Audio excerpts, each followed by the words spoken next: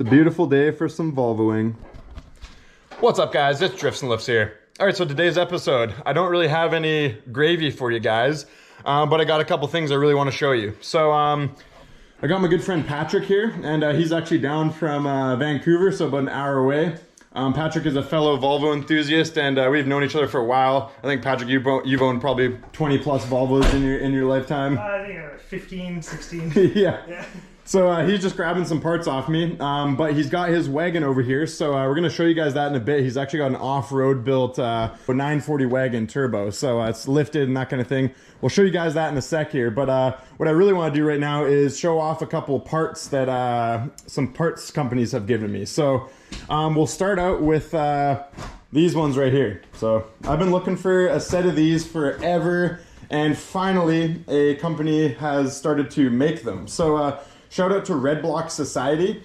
So these guys actually sent me this set of louvers. So they're actually replicating these louvers. So this is from an OEM mold. I know, there was louvers on 740s back in the day. It was a super rare, maybe like a dealer option. I'm not too sure exactly how it went, but these, somehow they got a hold of an actual set of louvers and they're replicating them. So really, really cool. They sent me this, guys, and I'm going to include the link to their website, obviously, in the description of this video. So if you guys want a set, you're going to head there and you can get them there. I know there is another company, I think in Europe somewhere, that makes them as well, but Red Block Society is the plug for us North American guys. So yeah, check it out. These are really, I forget what they're made out of, like some sort of plastic of some sort, but pretty much you'll just be like double-sided taping them on. I don't have a sedan here to show you guys what they look like a mock-up sedan. My sedan's sitting over at my friend's house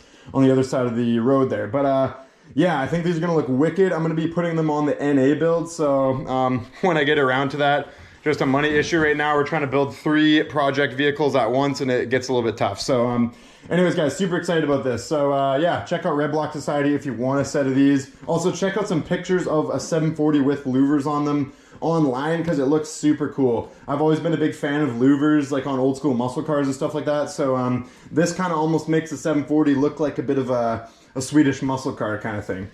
So anyways, guys, I'll show you my next set of parts here. So shout out to Max Peating Rods. So you guys all know Max Peating Rods. I have done like a part, a part shout out for them before. They actually sent me a turbocharger. So these guys make a lot of different parts, turbos, coilovers. So what we got here is a set of connecting rods. So as you guys know, I've been wanting to build a Volvo, like a proper, 400 horsepower Volvo engine for a long time. And this is basically one of the parts that you need to do that. So if you guys, you're new to the Volvo thing, these Red Block motors in the 1980s, they came with a 9mm connecting rod. And then in 1990, they changed to a 13mm connecting rod. So the 13mm ones, they're pretty strong. They're not too bad. You can hold about 300 to 350 wheel horsepower on a stock Volvo 13mm connecting rod. But if you have an 80s motor, you're not going to be able to hold much more than 250, 300. And that's with a really good tune, right? So no detonation, that kind of thing. So these rods, I've actually heard rumors that these are the same exact rods that some of the the bigger name brand companies actually sell. It's just the quality control might not be the exact same, but you can quality control a rod yourself by taking some good measurements. So I'm pretty excited because this is kind of the last step in the puzzle to building a really solid motor that's going to handle 400 wheel horsepower. So yeah, with these rods, I'll be able to throw like 600 horse at it if I wanted to. The stock Volvo pistons are pretty strong, so they'll actually handle up to like, 600 horsepower. I've seen maybe even a little bit more than that. So really quickly though, guys, I'll show you a stock connecting rod in comparison to one of these H-beams. All right, so here's our factory 13mm connecting rod, and there's an H-beam. So as you can see, much more thick. And I almost want to say that this might be a lighter weight rod. I can't confirm that, but I want to say. The design is different. It's an H-beam, so the actual beam of the rod is shaped like an H, more or less. That's why they call it that. So yeah, as you can see, our stock connecting rod doesn't really have, it's not really thick in the middle, pretty thin. This is a much more beefy rod. So exciting. That'll be dope. You know, I'll get around to running these in a motor once I kind of get around to it more or less. But the plan is to essentially take one of these blocks, probably the squirter block sitting there, put these rods in it, and then I'll be going with full E85 setup, and then I'll put the Miss Huff head on it, so the ported out 531. And then, you know, once we have full E85, we should be able to run a lot of boost and, you know, like 30 plus PSI. We should be making 400 wheel horse. So that's coming. And also, guys, I got another really exciting thing on its way pretty soon here. Full BMW ZF transmission swap. So we're getting that sent from the motherland of Sweden. Shout out to my man Dennis Blom for always being the plug on the rare Swedish Volvo tuning parts, because the guy's a legend. You know, Dennis has helped me tremendously in the channel and getting rare parts from Sweden and that kind of thing. So shout out to Dennis, man. You rock, Dennis. But anyways, guys, so what we're doing here, yeah, Patrick, like I said, is just taking a couple panels out of this wagon. This wagon, by the way, is pretty much almost ready to go. I'm going to insure it pretty soon. I just did the ball joint on it. The ball joint was super knackered, so. Another quick shout out, guys. Shout out to Total Turbo Services. So it's my good buddy Addison, and this is his turbo rebuilding company. You know, he sells aftermarket turbos, rebuilds them, custom makes turbos, all that kind of stuff. So if you guys have turbo things you want dealt with, you know, like buying them, rebuilding them, etc., go check him out. His website link is in the description of this video as well. He actually built this whole set turbo for me. So this HE341, he got this all sorted out. Really nice turbo. He put a billet wheel in for me. So we're actually just waiting to get this car on the dyno so we can freshen up the tune.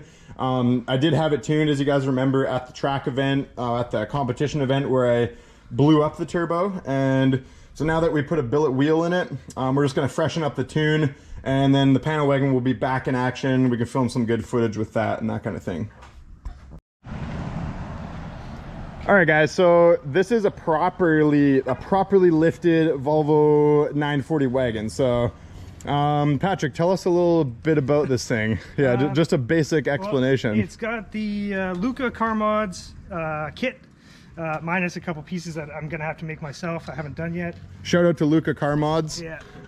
Yeah, he makes a kit to raise this thing, I'm pretty sure, right? Yeah. I didn't want to have to fuck around and measure stuff. I just wanted to buy it and kind of throw it in, minus having to weld the front struts, which was not too hard. Yeah. But otherwise, it's got Jeep XJ 6-cylinder front springs in the rear.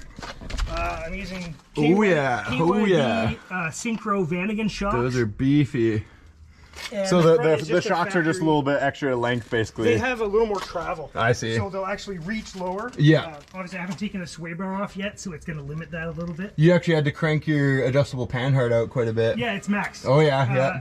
I need to make a tie or a panhard lowering bracket. True. Yeah, yeah. Which because it has such of an angle that when it's sitting, it should be around 0, and it's at 15. So your axle's going that way when it compresses quite a bit. This way, like really, even hitting speed bumps. Yeah. Jackknives. True. Bounces.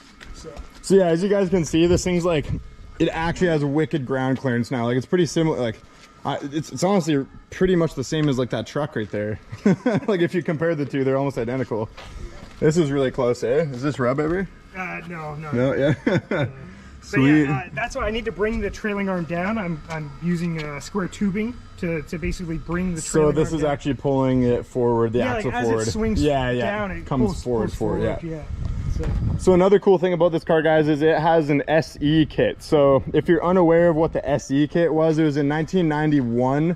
It was basically the last year of the 740, and they wanted to do something kind of special, I guess. So they came out with something called the Special Edition Kit SE.